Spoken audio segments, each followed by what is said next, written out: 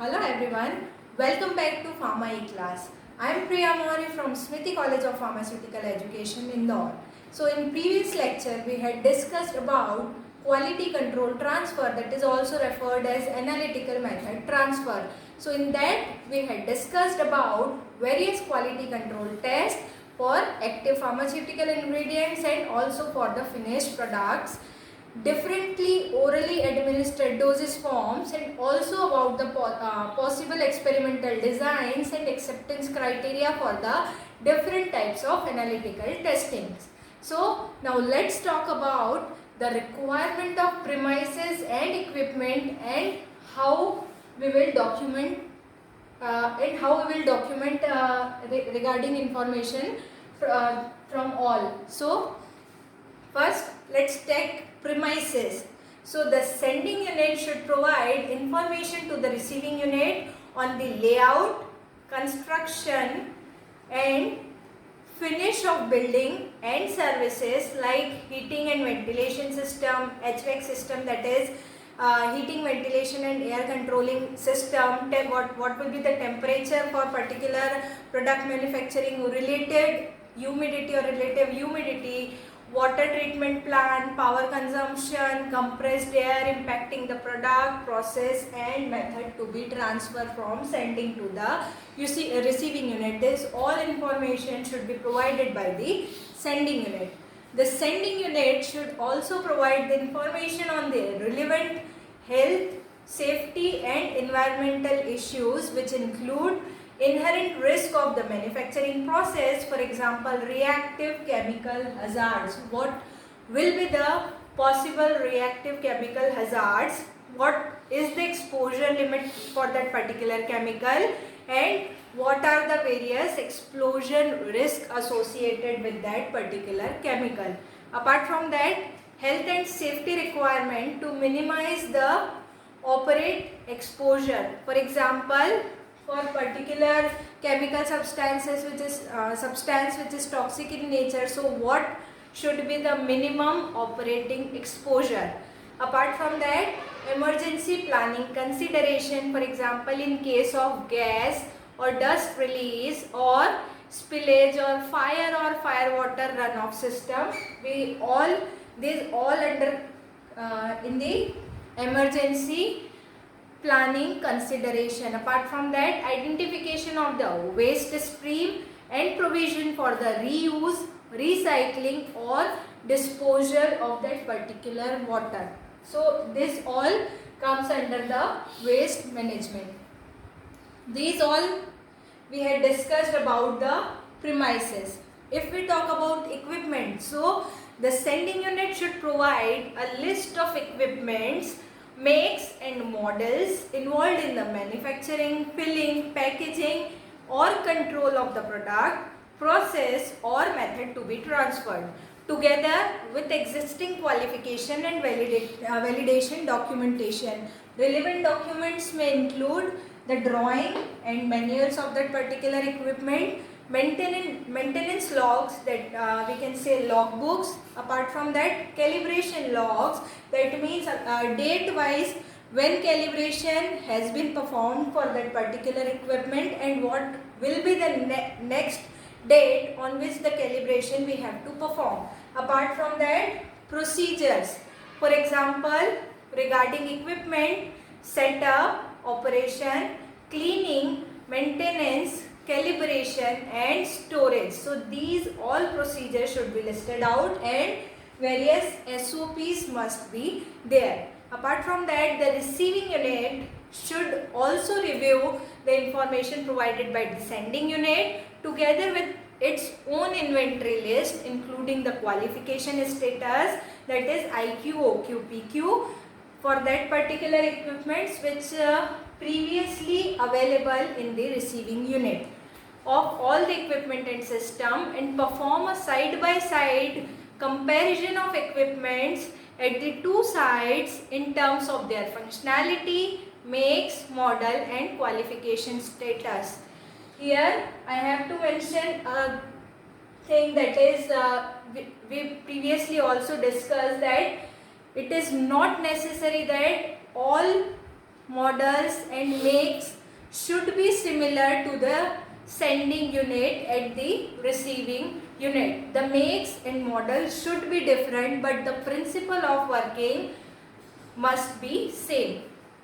The receiving unit should perform a gap analysis to identify the requirement for the adaptation of existing equipment or acquisition of the new equipment or a change in the process to enable at the receiving unit to reproduce the process being transferred. So, which I have previously told that there is not necessity that the makes and model should be same. Apart from that, the GMP requirements should be satisfied and intended production volumes and batch size. For example, the same or scaled up or any campaign should be considered, and what are the various factors to be compared in this particular GMP requirements, which include the maximum and minimum capacity, material of construction, critical operating parameters, critical equipment component, for example filters, screen, temperature and pressure sensor for particular equipment. Apart from that, critical quality attributes and range of intended use.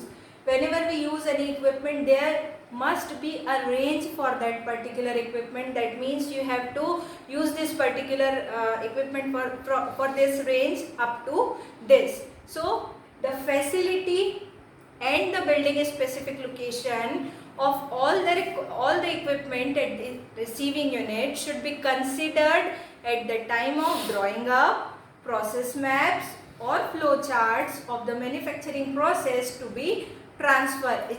It includes the flow of personnel as well as material.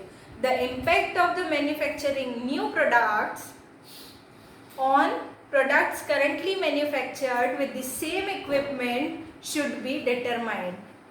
Any modification of existing equipment that need to be adapted to be capable of reproducing the process being transferred should be documented in the transfer project plan. So these all about the premises and equipment requirement. Let's come to its documentation part. So the documentation required for the transfer project itself is wide ranging. Examples of documentation commonly required are summarized here. We will discuss further.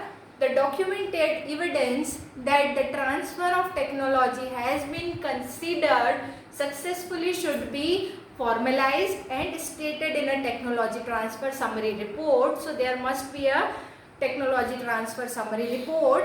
That report should summarize the scope of the transfer, the critical parameters as obtained in the sending unit and receiving unit, which preferably in a tabulated format, and the final conclusion of the transfer should be drafted at the end of the report. Now let's come to the documentation part, which is required for the transfer of technology. First, we have to define a project definition. So first we have to define a project definition, the project implementation plan along with the technology transfer protocol. This comes under the project definition. Apart from that, we have to develop a team from the personnel from the sending unit as well as from the receiving unit. That comes under the team development part. Apart from that, the third one is facility assessment.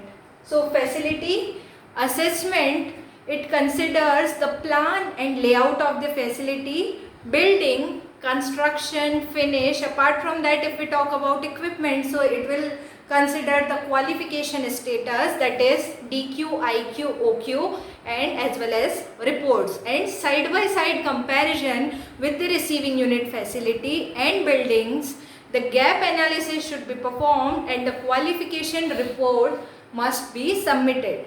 So this is all about facility assessment. Apart from that, HS&E assessment. So what is HS&E assessment? This is product specific waste management plans So in this particular, we basically focus on the waste management system in this HS&E assessment. Apart from that, skill set analysis and training program. So SOPs and training records for the specific product operation and analysis and for testing purpose should be there for particular equipment or for particular testing of any material or any component. So the training protocol and assessment of result should be mentioned in the summary report.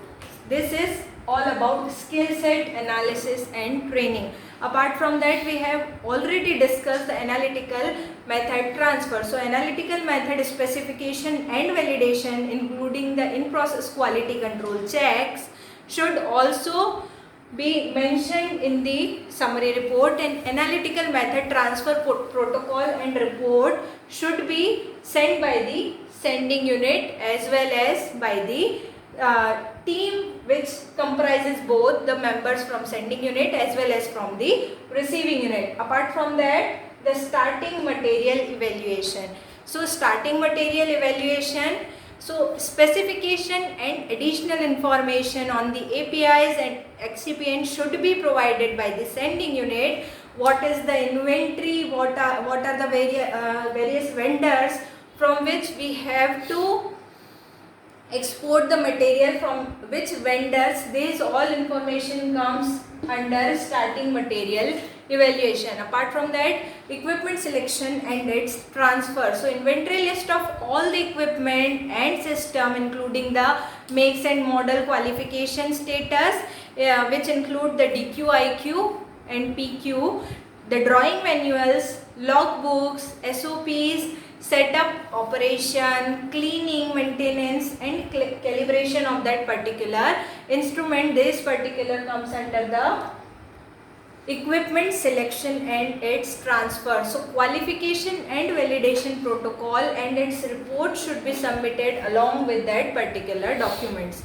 Apart from that, if we talk about process transfer or manufacturing or packaging transfers, so reference batches, which include the clinical dossiers, bio batches, development report, which include the manufacturing process and its rationale, history of the critical analysis data, rationale for the specification, change control documentation, critical manufacturing process parameters, process validation reports, drug master file, API validation status, product stability data, packaging records, list of all batches which produced at that particular site, list of pivotal batches, deviation reports, investigations, complaints, recalls and annual reports or annual product reviews. This all comes under the process and its manufacturing transfer.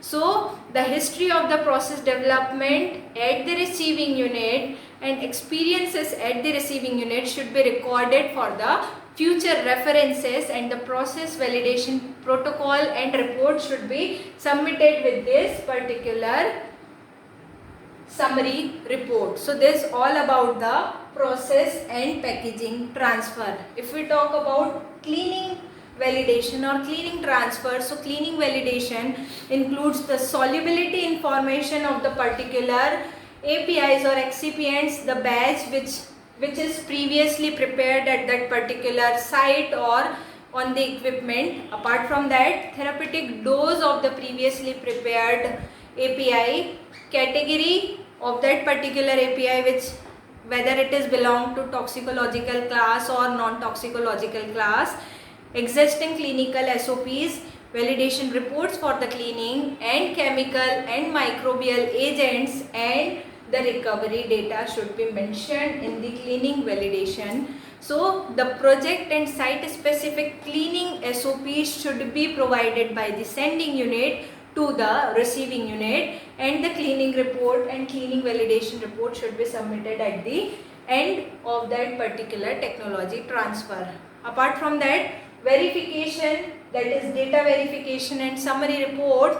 So in this particular summary report, the data from all these from project definition to the cleaning validation, all should submitted in the technology transfer report. So this is all about the documentation part of that particular premises and equipment which we have to cover in technology transfer system. Apart from that, if we at last if we talk about qualification and validation, so what is qualification and validation? The qualification and validation of facilities, equipment, systems and procedures are essential to demonstrate all the critical stages of the transfer project should be completed successfully, enabling the receiving unit to reproduce the product, process or method routinely to the specification which is agreed with the sending unit, and the validation should be performed as per the tech transfer project. Apart from that, for intra-company transfer, the receiving unit should operate under the same as per the sending unit. For intercompany, the transfer should be at the place of receiving unit. So this all about the qualification and validation. Thank you.